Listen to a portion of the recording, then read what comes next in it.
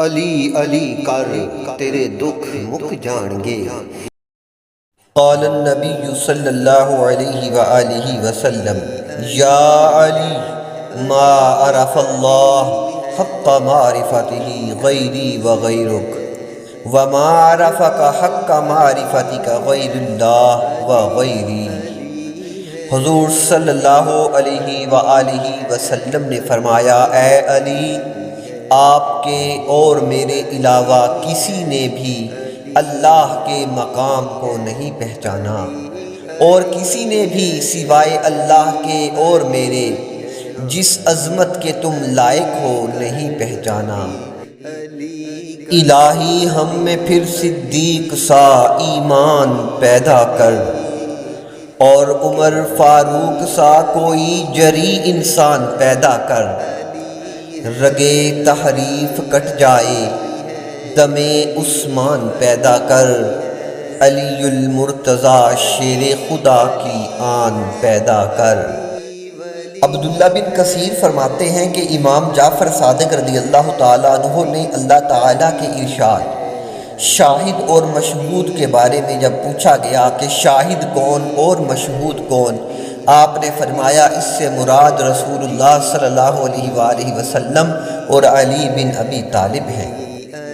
امام باقر رضی اللہ تعالی عنہ نے ارشاد الہی وبالوالدین احسانا کے بارے میں فرمایا، اس امت کے ایک باپ رسول اللہ صلی اللہ علیہ وسلم ہیں اور دوسرے باپ حضرت علی رضی اللہ تعالی عنہ۔ حضرت ابن عباس رضی اللہ تعالی عنہما کہتے ہیں، جس وقت یہ آیت انما انت منذر نازل ہوئی تو رسول صلی اللہ علیہ وسلم نے فرمایا، میں عذاب الہی سے ڈرانے والا ہوں اور علی ہدایت کرنے والے ہیں۔ اے علی، میرے بعد راستہ ڈھونڈنے والے تیرے توسل سے راستہ ڈھونڈیں گے۔ حضور صلی اللہ علیہ وسلم نے فرمایا، جو یہ چاہتا ہے کہ علم آدم، پرہیزگاری نوح، بردباری ابراہیم، عظمت موسیٰ اور عبادت عیسیٰ پر نظر کرے تو وہ علی بن ابی طالب پر نگاہ کرے۔ حضرت انس بن مالک کہتے ہیں کہ رسول اللہ صلی اللہ علیہ وآلہ وسلم نے مجھے ابو برزہ اسلمی کے پیچھے بھیجا۔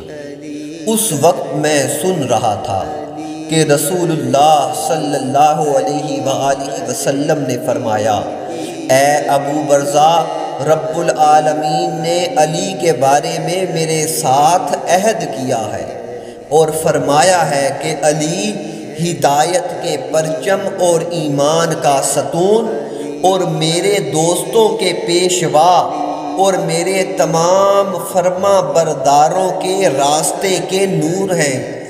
اے ابا برزہ، علی بن ابی طالب قیامت کے دن میرے حوض پر میرے ساتھ ہیں، وہ میرے پرچم دار ہیں، اور قیامت کے دن پروردگار کی بہشت کی چابیاں ان کے اختیار میں ہوں گی۔ رسول اللہ صلی اللہ علیہ وسلم نے فرمایا، علی کی مثال، علی کی مثال، علی کی مثال میری امت میں ایسے ہے جیسے قل هو اللہ احد کی مثال قرآن میں۔ امام علی رضا رضی اللہ تعالیٰ عنہ نے اپنے اجداد سے نقل کیا کہ رسول اللہ صلی اللہ علیہ وآلہ وسلم نے فرمایا، میں اور علی ایک ہی نور سے خلق کیے گئے ہیں۔ آپ نے فرمایا، آدم علیہ السلام کے خلق ہونے سے 14,000 سال پہلے میں اور علی بارگاہ الہی میں ایک نور تھے۔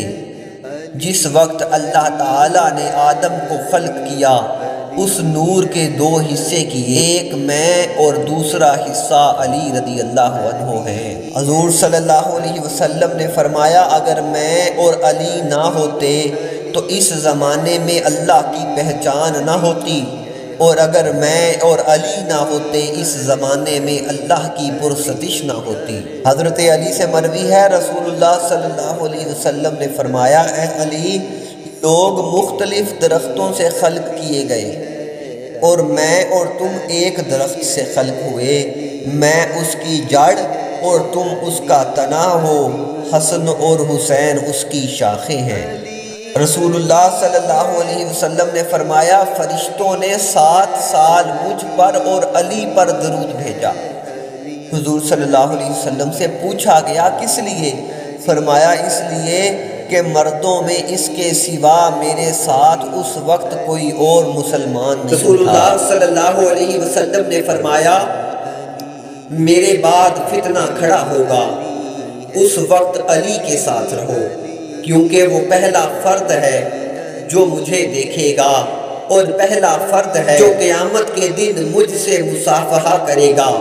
وہ بلند تر آسمان پر میرے ساتھ ہے، وہ حق اور باطل کے درمیان جدائی پیدا کرے گا۔ النظر الی وجہ علی عبادہ، علی کے چہرے کو دیکھنا عبادت ہے۔ الذکر علی عبادہ، علی کا ذکر کرنا، علی کو یاد رکھنا، علی علی کرنا بھی عبادت ہے۔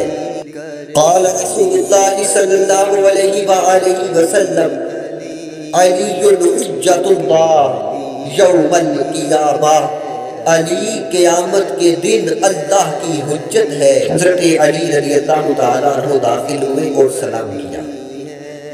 رسول اکرم صلی اللہ علیہ وآلہ وسلم نے سلام کا جواب دیا، کھڑے ہو کر ان سے مصافحہ کیا، ان کی پیشانی کا بوسہ لیا اور ان کو اپنی دائیں جانب بٹھایا۔ جناب عباس نے کہا یا رسول اللہ آپ ان کو دوست رکھتے ہیں؟ رسول اللہ نے فرمایا چچا جان اللہ کی قسم اللہ اس کو بہت زیادہ دوست رکھتا ہے۔ اللہ تعالیٰ نے ہر ایک پیغمبر کی نسل کو اس پیغمبر کی صلب میں قرار دیا اور میری نسل کو علی کی صلب میں قرار دیا۔ رسول اللہ صلی اللہ علیہ وسلم نے فرمایا قیامت کے دن علی کو 7 ناموں سے پکارا جائے گا۔ ان سے کہا جائے گا اے صادق، اے رہنما، اے اللہ کی عبادت کرنے والے، اے لوگوں کو ہدایت دینے والے، اے اللہ سے ہدایت پانے والے، اے جوان مرد، اے علی، تم اور تمہارے ساتھی بغیر کسی حساب کے جنت میں چلے جاؤ۔